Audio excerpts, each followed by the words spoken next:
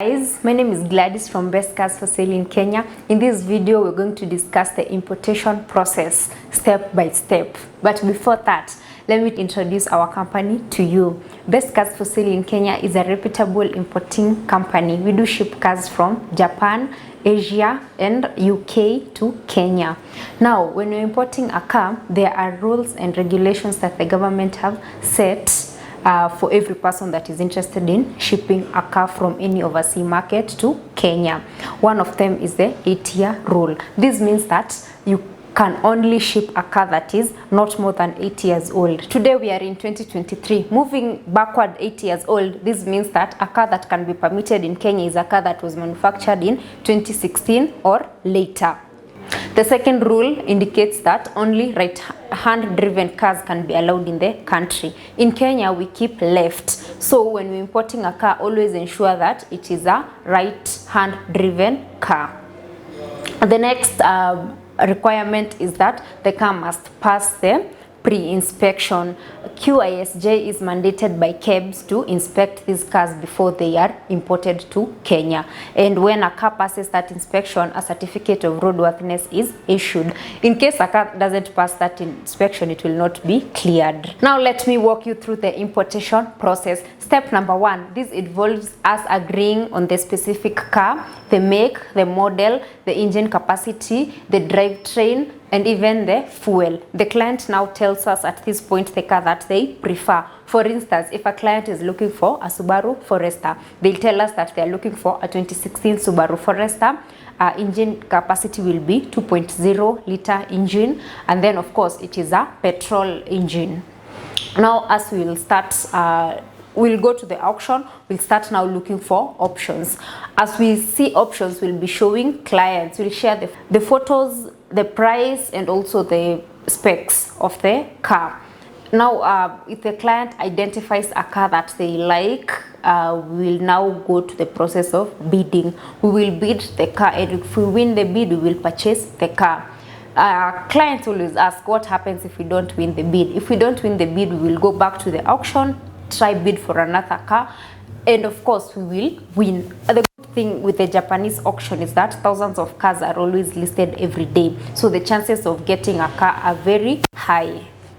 We always advise our clients to share the budget and how much they are willing to spend on a car. The reason is the cars that are always listed in the auction, they are of different grades. For instance, there is grade S, there is also grade 5 and grade 4.5. There's grade 4, we can move down to grade 3.5. Normally grade 4.5 and above, these cars are in perfect condition and the price might be a bit higher compared to grade 4 and below.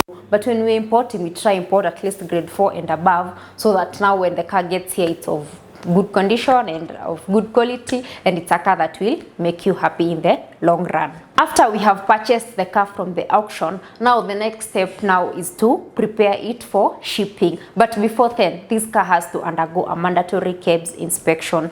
And upon this, a certificate will be issued. This certificate is called a certificate of roadworthiness. Now guys, the best part of importing is that this certificate and any document following after this will come under your name, because at the end of the day we have to key in the consignee details. These are the details that will reflect even on the logbook. Now you, as the client that is importing with us, all these documents will come under your name. The next step is to prepare it for shipping. Now we're going to load it to the next available vessel that is coming from the port of Japan to the port of Mombasa. At this point, a certificate will be issued. This document is called a bill of landing. Bill of landing and the shipping schedule, these ones now explain the estimated departure time from Japan and estimated arrival time in this other side of Kenya.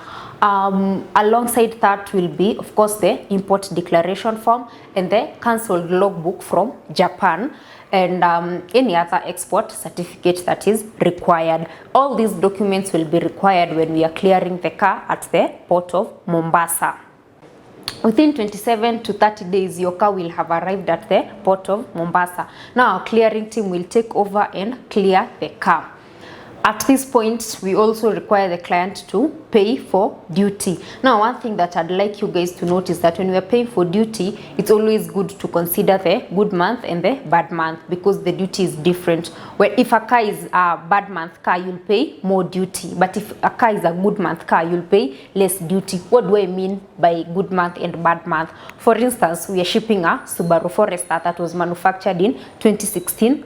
Let's say January, and today we are in April. If this car lands today, this is a good month. But again, if we are looking for a Subaru Forester that was manufactured in 2016, let's say December or September, this is a bad month car, and of course the duty will be more. So it's always good, before you import a car, you consolidate with your importer so that you get to know if a car is a good month or a bad month. Once the duty has been paid, now the next point is to register your car. At this point now, the car will be registered, the number plate will be lodged, and you'll also be seeing these now on your phone number, because after that, now we've used your PIN, every detail is coming directly to you. And also we will create an NTSA account for you. You don't have to worry about anything. The clearing agent will handle the entire process.